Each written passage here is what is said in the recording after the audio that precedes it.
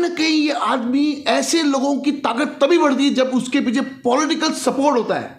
Affidavit में police commissioner ने लिख कर दिया है कि अगर इस कांड में, मोती दुसीजा के कांड में कोई पुलिस वाला भी दोषी पाया गया तो उसके ऊपर भी कार्रवाई होगी।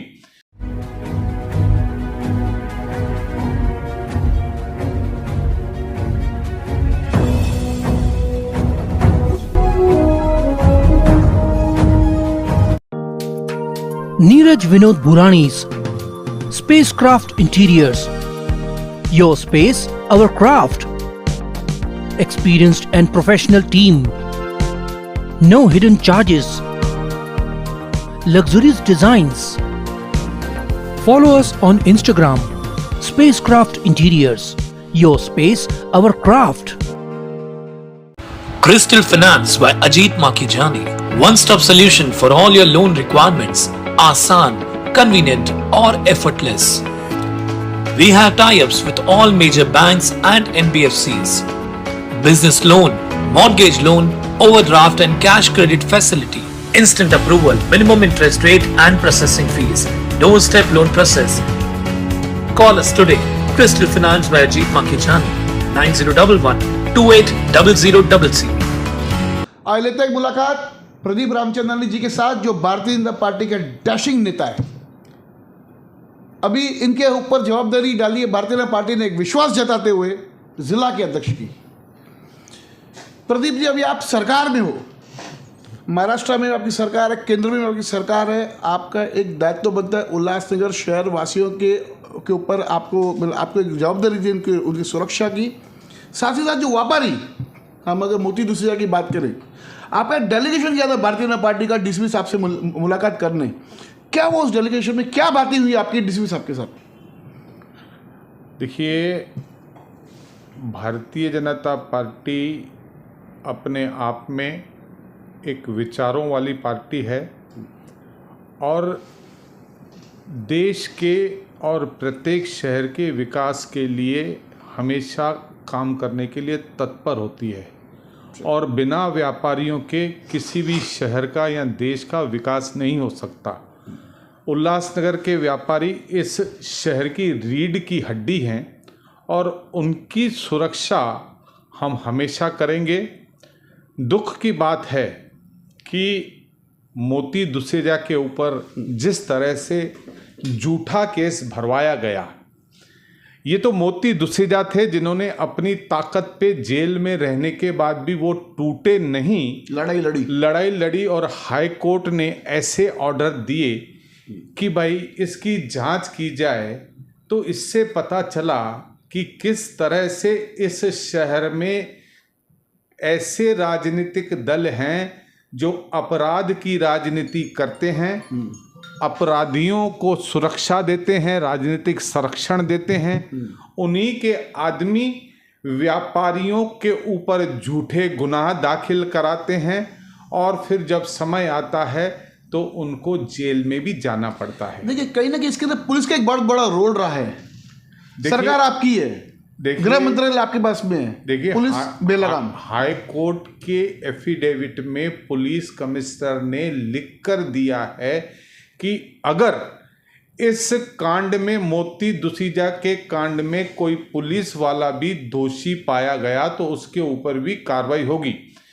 मैंने 1 महीना पहले कंप्लेंट किया था आपके डिपार्टमेंट में, आपकी पुलिस स्टेशन में, डीसीपी साहब को, एसीपी साहब को, सीपी साहब को और आपको, कि मेरे पे झूठा केस होने वाला है, तो आप ये एप्लीकेशन रखो।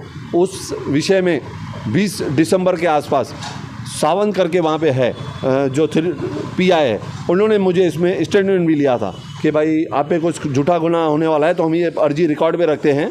मैं डीसीपी साहब के पास गया था, करीबन उनके साथ 1 घंटा हमारी मुलाकात चली।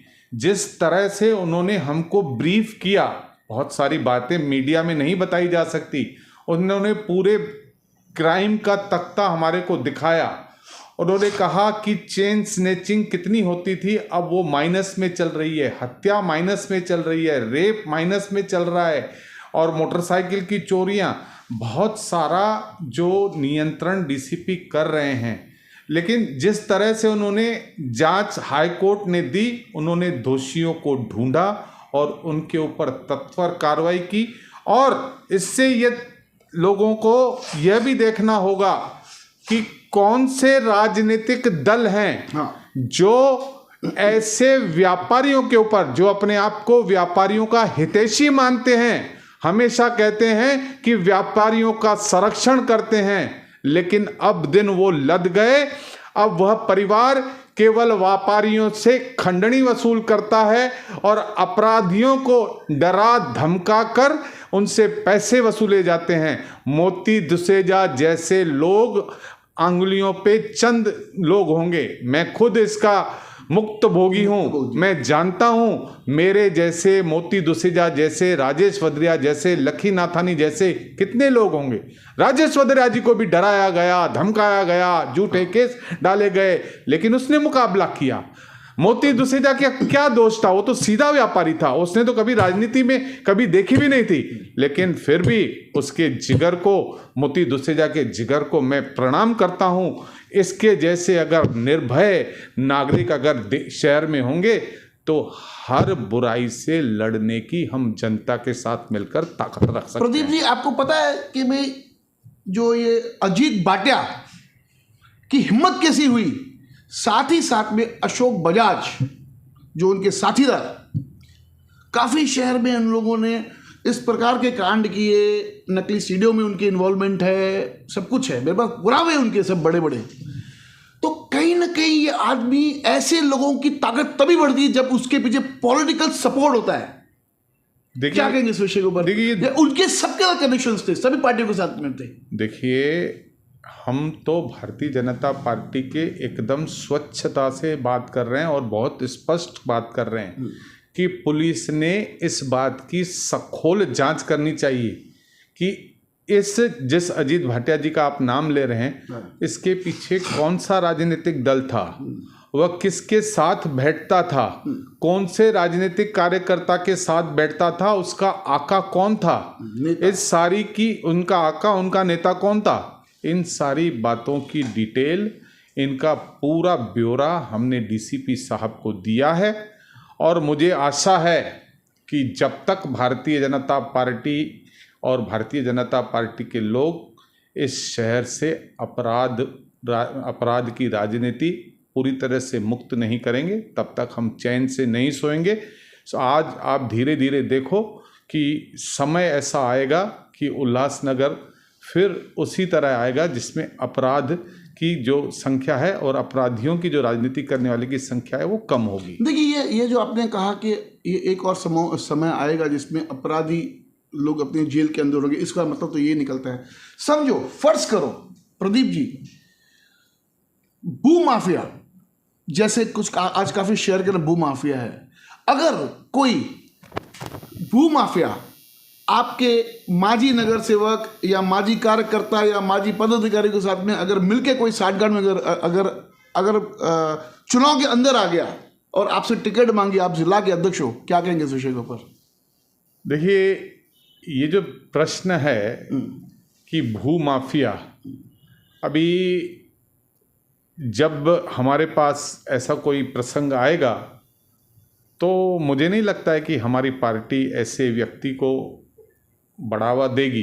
ऐसा कोई उसके ऊपर आरोप सिद्ध होता है या ऐसा कोई आरोप उसके ऊपर लगा हुआ है, ऐसे आरोपियों को मेरे हिसाब से मैं नहीं समझता कि पार्टी उनको बहुत ज़्यादा महत्व देगी। आजकल जो सट्टेबाजी करते हैं, सट्टेबाजी चलाते हैं या वैश्यावृद्धि का काम भी करते हैं, उनकी भी रुचि कि इस बार हम चुनाव में जाएं, पावर गेन करें और अपना धंधा चलाएं। ऐसे लोगों की जगह कहाँ होनी चाहिए आपके हिसाब से, और क्या ऐसे लोगों को राजनीतिक क्षेत्र में आना चाहिए?